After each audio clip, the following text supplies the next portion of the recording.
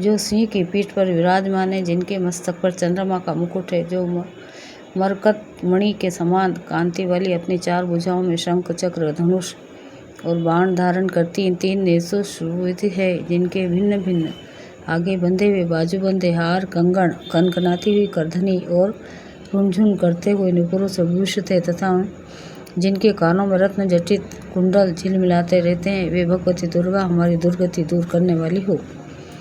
महर्षि अभ्रण की कन्या का नाम वाक था। वह बड़ी ब्रह्म ज्ञानिनी थी। उसने देवी के साथ अभिन्नता प्राप्त कर ली थी। उसी के उद्गार हैं, मैं सच्चिदानंदमयी सर्वात्मा देवी रुद्र, वासु, आदित्य तथा विश्वेश देवगणों के रूप में विचरती हूँ। मैं ही मित्र और वरुण दोनों को, इंद्र और अग्नि को तथा दोनों अश्विनी कुमारों को धारण करती हूँ। मैं ही शत्रु का नाशक, आकाशचारी देवता सोम को, त्रुष्टा प्रजापति को तथा पूषा और भाग को भी धारण करती हूँ। जो भविष्य से संपन्न हो, देवताओं को उत्तम भविष्य की प्राप्ति कराता है तथा उन्हें सोम रस के द्वारा तृप्त करता है, उन यजमान के लिए मैं ही उत्तम यज्ञ का फल और धन प्रदान करती हूँ।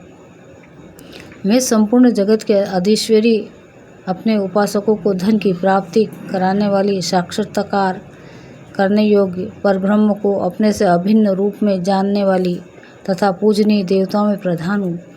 मैं प्रपंच रूप से अनेक भावों में स्थित हूँ। संपूर्ण भूतों में मेरा प्रवेश है। अनेक स्थानों में रहने वाले तथा जहाँ कहाँ जो कुछ भी करते हैं वह सब मेरे ही लिए करते हैं। जो अन्न खाता है वह मेरी शक्ति से ही खाता है, क्योंकि मैं ही भोग शक्ति हूँ। इसी प्रकार जो देखता है, जो सांस लेता है तथा जो कही हुई बात सुनता है, जो मेरी ही सहायता से उक्त सब कर्म करने में समर्थ होता है, जो मुझे इस रूप में नहीं जानते, वे न जाने के कारण ही दीन दशा को प्राप्त होते जाते हैं। वे बहुश्रुत में तुम्हें श्रद्धा से प्राप्त होने वाले ब्रह्म तत्व का उपदेश करती हूँ।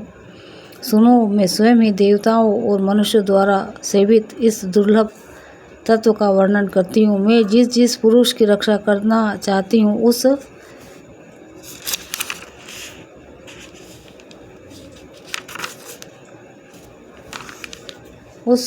उसको सबके अपेक्षा अधिक शक्तिशाली बना देती हूँ। उसी को सृष्टिकर्ता ब्रह्मा, परोक्ष ज्ञान संपन्न ऋषि तथा उत्तम मेधा शक्ति से युक्त बनाती हूँ। मैं ही ब्रह्म द्वेषी हिंसक असुरों का वध करने के लिए रुद्र के धनुष को चढ़ाती हूँ। मैं ही शरणागत जनों की रक्षा के लिए शत्रु से युद्ध करती हूँ तथा अंतर्यामी रूप से पृथ्वी और आकाश के भीतर व्याप्त रहती हूँ। मैं ही इस जगत के पिता रूप आकाश को सर्वनिष्ठा स्वरूप परमात्मा के ऊपर उत्पन्न करती हूँ। समुद्र संपूर्ण भूतों के उत्पत्ति स्थान परमात्मा में तथा जल बुद्धि की व्यापक वृत्तियों में मेरे कारण स्वरूप चैतन्य ब्रह्म की स्थिति है। अतएव मैं समस्त भुवन में व्याप्त रहती हूँ तथा उस स्वर्गलोक का भी अपने शरीर से स्पर्श करती हूँ। मैं कारण स्वरूप से जब समस्त विश्व की रचना आरंभ करती हूँ, तब दूसरों की प्रेरणा के बिना स्वयं ही वायु की भांति चलती है।